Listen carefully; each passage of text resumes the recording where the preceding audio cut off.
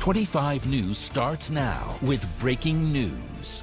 We begin with breaking news. At least 4 people have been injured in multiple shootings in Peoria's south side this morning. The first shooting happened in the area of South Griswold and West Grinnell just before 11 o'clock. One man was shot in the leg and 2 men suffered graze wounds. They were taken to the hospital and are expected to recover.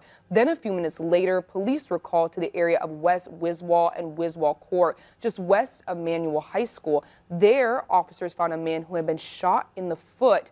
He was also taken to the hospital and will recover. Right now, police are investigating whether these shootings are related, and so far, there have been no